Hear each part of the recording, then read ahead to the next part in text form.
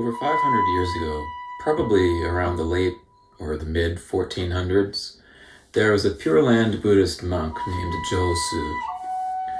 Josu loved shakuhachi. He played, well, it was the hitiugiri at that time. He loved the hitiugiri shakuhachi, he played it all the time, and he made his living by teaching shakuhachi and through temple donations.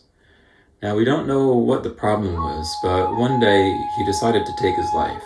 He climbed up to a cliff at Futami no Ura, and he threw himself into the ocean and he died. Before doing so, he played this piece that he would often play in the mornings.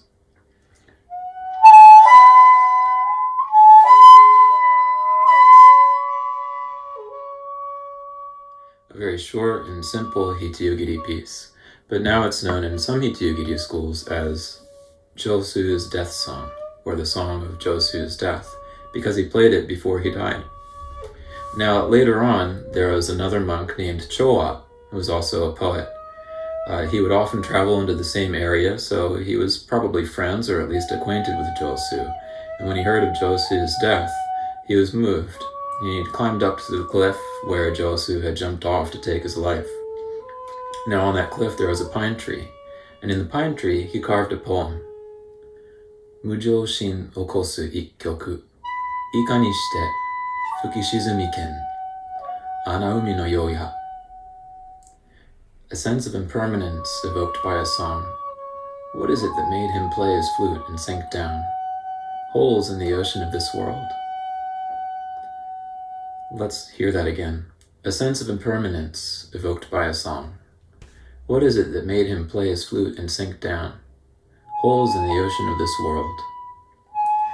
Now that last line, holes in the ocean of this world, is talking about the scenery overlooking the cliff from the ocean, overlooking the ocean from the cliff.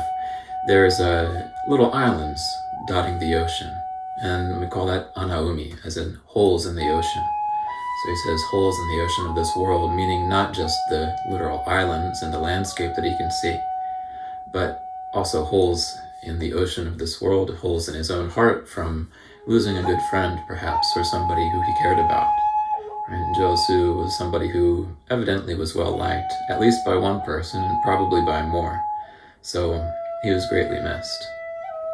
So in Sosaryu Hitiugiri, or Shinso Saryu Hitiugiri now, we play this piece by Josu, but after it we play another piece called Nechigai.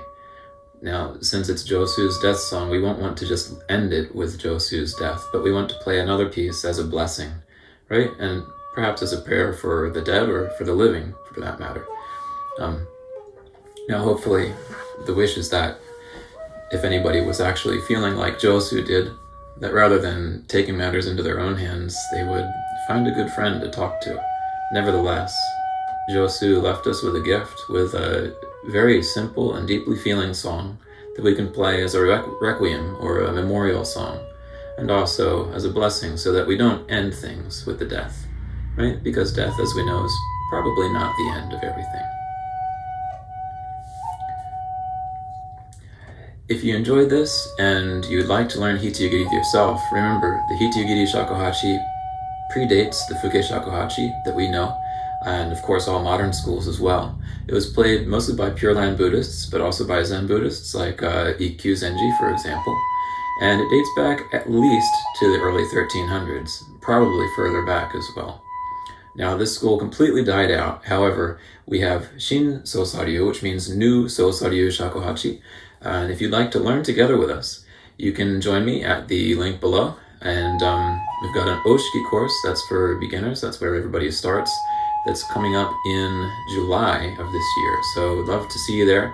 And again, even if you're seeing this video and it's already passed, take a look and go ahead and sign up for one of the lessons if you're interested. You know, contact me, and we'd love to, well, learn shakuhachi together. The really neat thing about this hitiugiri shakuhachi is that it's true to the roots of shakuhachi.